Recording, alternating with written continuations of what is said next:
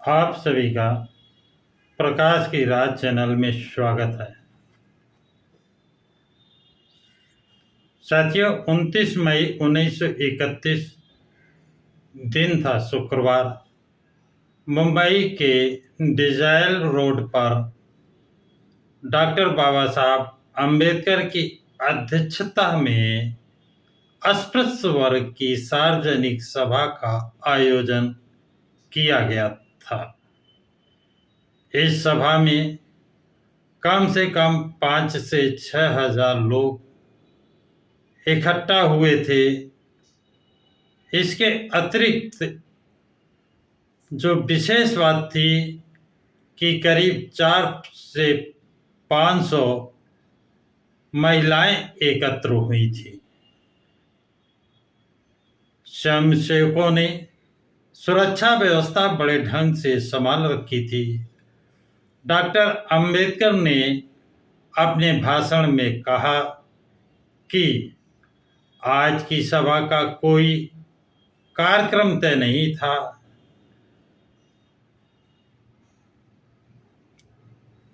सभा का आयोजन करने का कोई प्रयोजन न होने के कारण या आना मैं टालने वाला था, मतलब मैं आना नहीं चाह रहा था।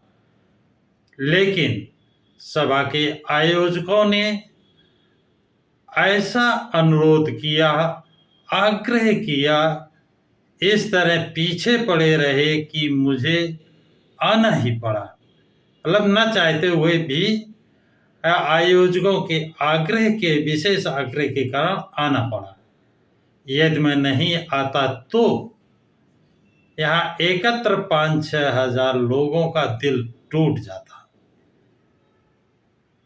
लोगों की आपके बारे में जो राय है वह कितनी तीव्र, जागृत और जीवंत है, यह जानने के लिए इस तरह की सभाएं एक तरह से बेहद उपयुक्त साबित होती है। ये बात बाबा साहब क्यों कह रहे हैं कि जब कोई टारगेट नहीं था, कोई विषय नहीं था, फिर भी वहाँ पर बाबा साहब को सुनने के लिए 5-6 हजार जो लोग एकत्र थे, अगर बाबा साहब ना जाते तो उन लोगों का दिल टूट जाता। इस चीज को बाबा साहब एहसास कर रहे हैं, इसलिए इस बात को कह रहे हैं। सभा का विषय तय नहीं था, इसलिए मुझे क्या बोलना है यह मैं सोच ही रहा था।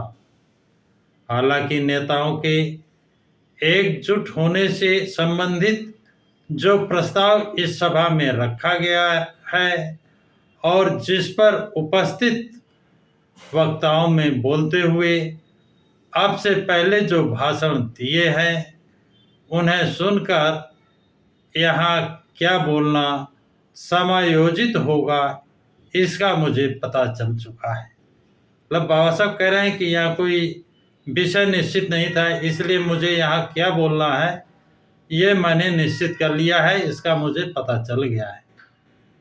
उसी आधार पर मैंने अपना विषय चुना है।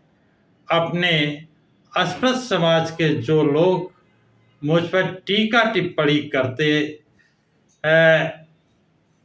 करते रहते हैं, उनकी आलोचनाओं का आज के भाषण में जवाब देने का मैंने ठान लिया है, मैंने मन बना लिया है कि जो लोग मेरे खिलाफ समाज में उल्टी सीधी बातें करते रहते हैं, आलोचना करते रहते हैं, आज उनको जवाब देने का मैंने मन बना लिया है।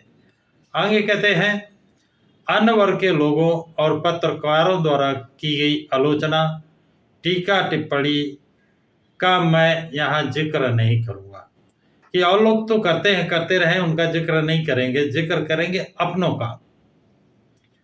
उनकी आलोचना का स्वरूप, कारण और दूसरे के बारे में हम में से अनेकों को पता है। यानी वो आलोचना क्यों करते हैं, उनका क्या कारण है, ये हम सब में अधिक लोग इस बात को जानते भी हैं। उनकी आपत्तियों के बारे में समय समय पर मैं बोलता रहता हूँ। कारण रहेगा या उनके उद्भव होने पर आगे भी मुझे बार बार काम करना होगा। यानी ये अभी नहीं, ये तो वो बार बार कहेंगे और मुझे बार बार उसका कारण बताना होगा। अस्पृश्यों की अलग अलग जातियों के द्वारा मुझ पर दो तरह के आरोप लगाए जाते हैं। चमार आदि अस्पृश्य वर्ग के कुछ लोग कहते हैं कि डॉक्टर अंबेडकर की जाति माहर होने के कारण अस्पृश्य वर्ग को जो सहूलियतें मिलती हैं उन छूटों और सुविधाओं का सारा मलिदा वो अपनी महार जाति को ही खिलाते हैं। चमारों को वह उनमें से कुछ मिलने नहीं देते। यह आरोप इतना निराधार और झूठा है कि पहले तो इसकी तरफ ध्यान देना ही मुझे गैर जरूरी लगा। मेरे साथ मतभेद रखने वाले लोग बाकी समाज में हैं, वैसे ही चमार आदि अस्पृश्य वर्गों में भी होंगे, यह मैं जानता हूँ। हालांकि कोई भी विचारवान, ईमानदार और जिम्मेदार चमार इस तरह के नीच और झूठे आरोपों से सहमत होगा ऐसा मुझे नहीं लगता है। यानी जो ईमानदार, जिम्मेदार, जानकार चमार हैं वो इन आरोपों से सहमत नहीं होंगे। बाबा साहब को ये विश्वास है। राष्ट्रीय अखबार के पन्नों में जो चटपटा वर्णन पढ़ने को आए उससे पता चलता है कि चमारों के भले माने जाने वाले कुछ नेताओं के मुंह से यह आपत्तियां निकली हैं। राष्ट्रीय अखबार की ये खबरें अगर सच हैं तो मुझे इन चमार मंडलियों के बारे में सचमुच बड़ा खेद महसूस होता है, क्योंकि वो इनसे ऐसी उम्मीद नहीं करते थे। इसलिए बाबा साहब कहते हैं अगर चमार मंडलियां ऐसा कुछ कहती हैं तो खेद महसूस होता है कि उनसे ये ऐसी उम्मीद नहीं करते थे। आगे कहते हैं मुझ पर इस तरह के झूठे और निराधार आरोप लगाकर उन्होंने अपना इस हद तक अंधपतन नहीं करवाना था। मेरे बारे में आलोचना करनी ही थी तो वे कोई और मुद्दा निकाल लाते या कोई बहाना ढूंढते। सहूलियतों का सूरमा मैं बस महारों को ही खिलाता हूँ और चमार आदि केवल पत्तों से पूछता। यह मुझ पर लगा आरोप इतना निराधार है कि इसके झूठे होने का प्रमाण मैं किसी को भी दे सकता हूँ। ठाणे, पुणे, सोलापुर, सतारा आदि जिन जिलों के साथ मेरा निकट परिचय है, ऐसे जिलों में भी municipality, local board, school boards आदि में जो सदस्य अस्पृश्यों की तरफ से जाते हैं उन प्रतिनिधियों के बारे में, उनकी जात के बारे में खोजबीन की जाए तो पता चलेगा कि महारों को ही सारा लाभ सुरमा खिलाने वाला आरोप कितना झूठा, बेबुनियाद, बदमाशी भरा और दुष्टता भरा है। इस बारे में किसी को भी यकीन आ जाएगा। अन्य जिलों की तरह ही ठाणे जिले में भी महारों की जात बड़ी संख्या में है। इस जात में लायक लोगों के होने के बावजूद ठाणे म्यूनिसिपैलिटी में, लोकल बोर्ड में, स्कूल बोर्ड में जो अस्पृश्य सभासद प्रतिनिधि हैं उनमें एक भी महार जात का प्रतिनिधि नहीं है। औरों की तुलना में महारों की संख्या अधिक है, उनमें अधिक जागृत भी हुई है। पुणे म्यूनिसिपैलिटी में भी दोनों चमार जाति के ही प्रतिनिधि हैं। सतारा डिस्ट्रिक्ट बोर्ड में भी एक भी महार जाति का प्रतिनिधि नहीं है।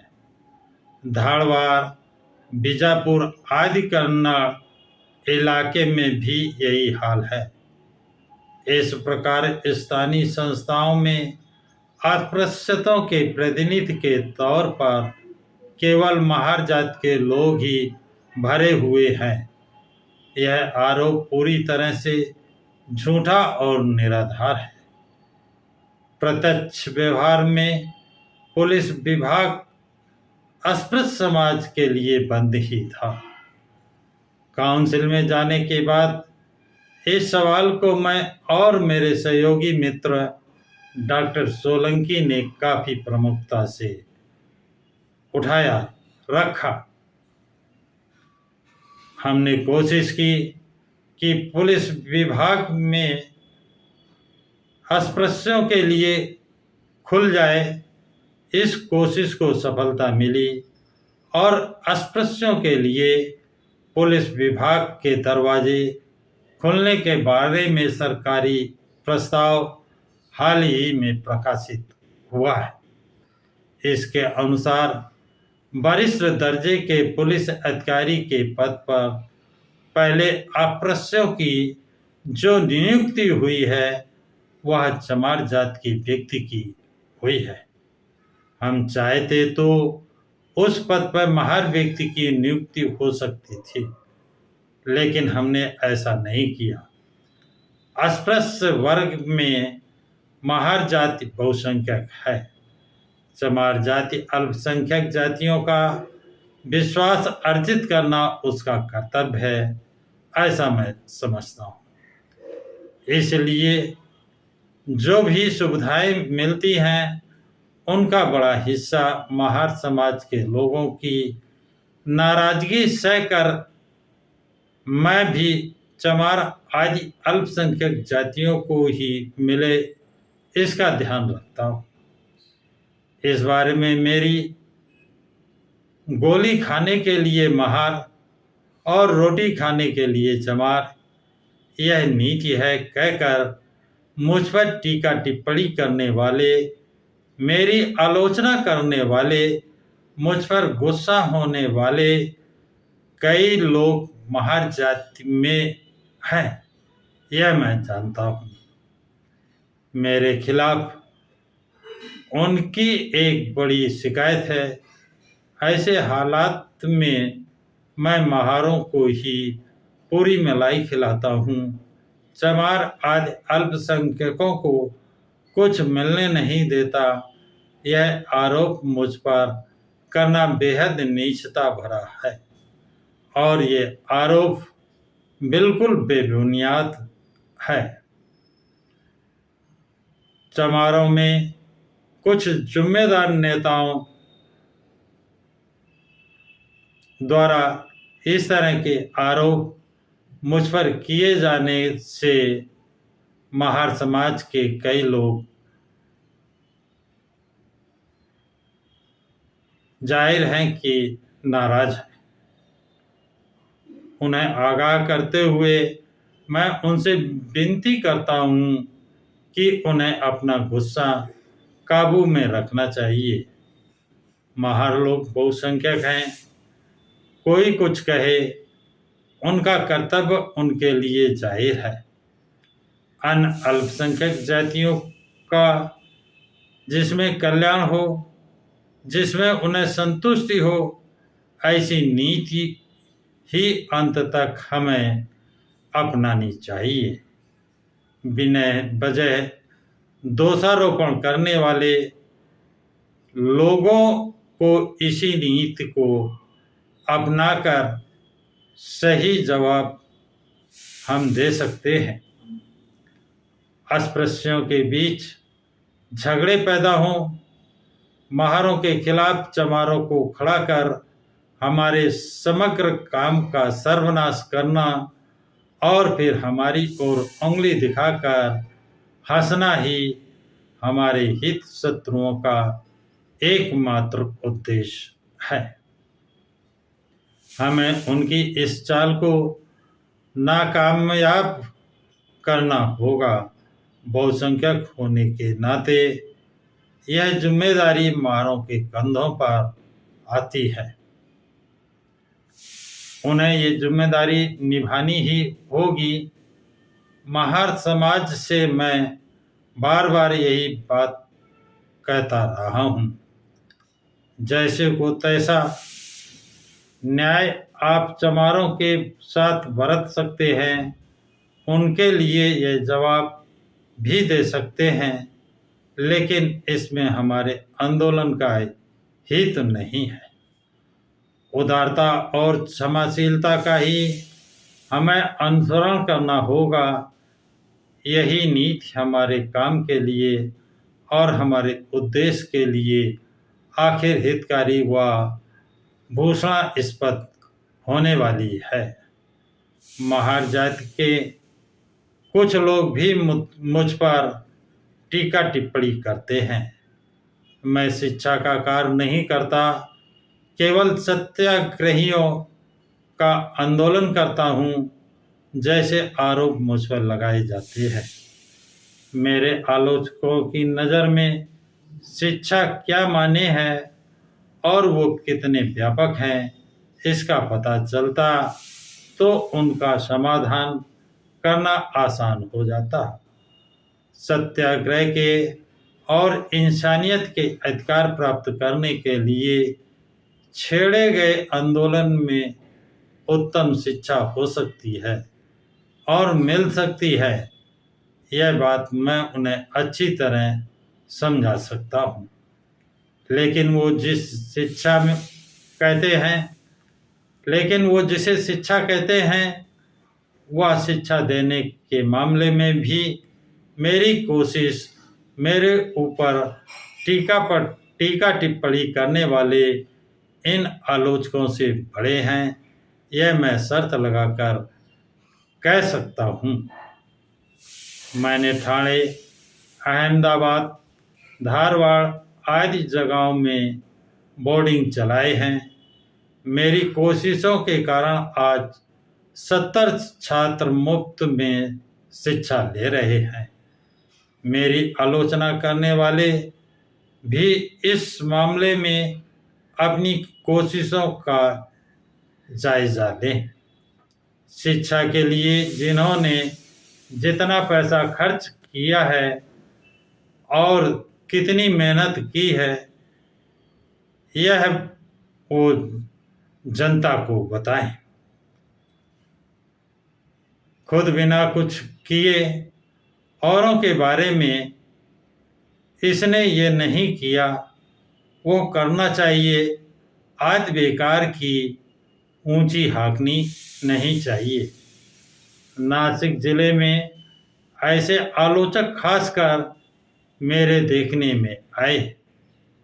हालांकि उनकी आलोचना में थोड़ा दम तो जरूर है, लेकिन सतारा जिले के निकालजे आदि महार जाति के ही लोग जो मेरी आलोचना करते हैं, वह बिल्कुल बेसिर पैर की आलोचना होती है।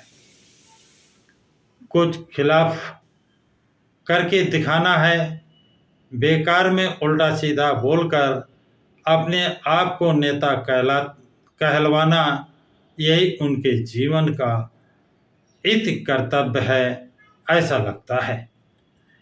अभी कुछ दिनों पहले निकालजे आदि लोगों ने सतारा जिले की ओर से महार समाज की एक परिषद बुलाई थी। इस परिषद का स्थान पुणे के मुजुमदार इनामदार साहब को दिया था। ये इनामदार जाति से ही नहीं बल्कि प्रकृति से भी पेशवाई के सच्चे वंशज हैं। पुणे के पार्वती सत्याग्रह का विरोध करने वालों में यह ईमानदार साहब प्रमुख थे।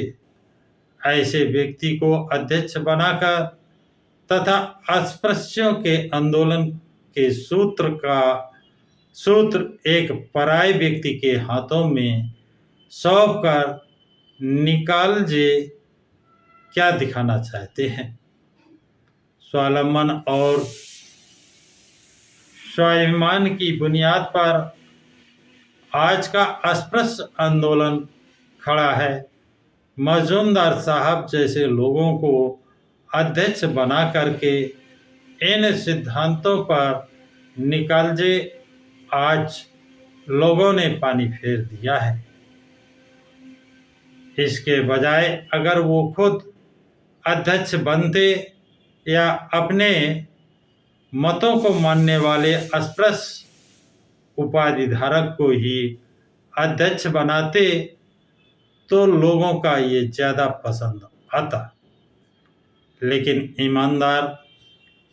इनामदार साहब को अध्यक्ष बनाकर वह खुद भी सभा में नहीं आए और न ही लोग इकट्ठा हुए।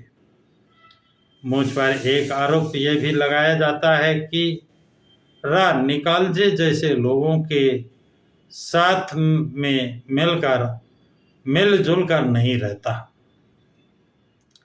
लेकिन मैं समझ नहीं पाता कि इनके साथ मिलजुल कर कैसे रहा जाए। जो सिद्धांत क्या है यह तक नहीं जानते, न जानने की इच्छा है। जिनके पास स्वाभिमान नहीं है, केवल खुद का महत्व को बढ़ाना चाहते हैं, उनसे कौन कहाँ तक और कैसे मिलजुल कर रहे हैं, उन्हें कोई कैसे समझाए।